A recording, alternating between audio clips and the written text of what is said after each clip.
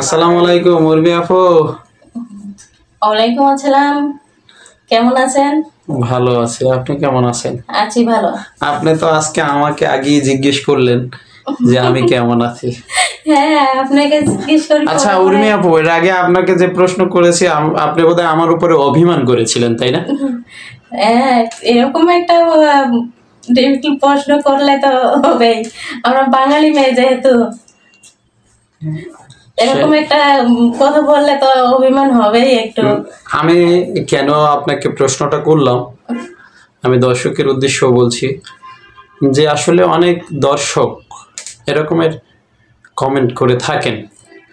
আপনার মাধ্যমে দর্শককে এটা ক্লিয়ার মানে পরিপূর্ণভাবে বুঝিয়ে দিলাম যে আসলে বাঙালি মেয়েরা এরকমের পছন্দ করে না। যাক, ধন্যবাদ আপু, আপনি ক্যামেরার সামনে আজকেও এসেছেন। এর আগে প্রশ্ন করেছি, আমি ভেবেছিলাম যে অভিমান করেছেন, এর জন্য আমি আপনার কাছে ক্ষমা চেয়ে নিচ্ছি। আর দর্শকের উদ্দেশ্য বলবো যে আসলে এমন কোনো কমেন্ট করবেন না যে কারণে একজন দারিদ্রতা বা অসহায় মেয়ে আমাদের এখানে আসে তার একটা আশ্রয় খোঁজার জন্য, তারা যেন আমাদেরকে মানে মনে খারাপ মনে করে বা এমন কোনো মনোভাব করবে যে আসলে এরা ভালো না বা এরা খারাপ, এমন মন্তব্য করে। আমরা এটার জন্য ভিডিও তৈরি করি না। আমরা ভিডিও তৈরি করি যে আসলে যারা অসহায় অবস্থায় আছে, দারিদ্রতা, অসহায়, অবহেলিত, তারাই আমাদের ক্যামেরার সামনে আসে। কিন্তু আপনারা এরকমের কমেন্ট করলে, তাদের এরকমের প্রশ্ন করলে তারা আমাদেরকে খারাপ মন্তব্য করবে বা করে, চ্যানেলের বদনাম হয়। এজন্য এমন কোনো কমেন্ট কেউ করবেন না, আমি দর্শকদের অনুরোধ করে বলছি। আচ্ছা আপু, জি বলেন। আপনার জীবনের কষ্ট বা জীবনের গল্প বা অনেক কষ্টের সময় আমাদের সাথে শেয়ার করেছেন, দর্শকের উদ্দেশ্য বলেছেন, এখন আবার এসেছেন। কিন্তু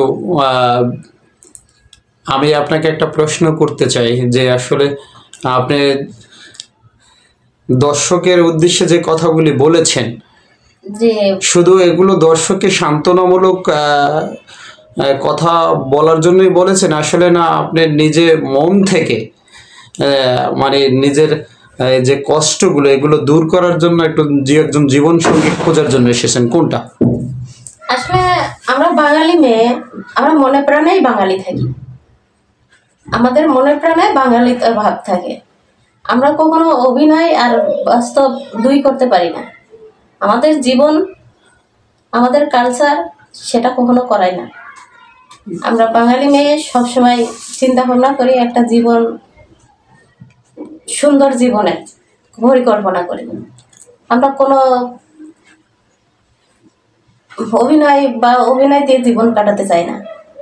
আমাদের জীবনের গল্পটা যেরকম, আমরা ঠিক সেই জীবনের গল্প দিয়েই চলতে চাই, নিজের জীবন দিয়ে। আমরা সংসার, ধর্ম সব জায়গায় সংসার, ধর্ম, কর্ম সব বজায় রেখে একাকার ঘরে রাখি। হ্যাঁ, সব বজায় রেখে এই সমাজে বসবাস করতে চান, কখনো অভিনয় দিয়ে চলতে চাই না। বুঝতে পারছি।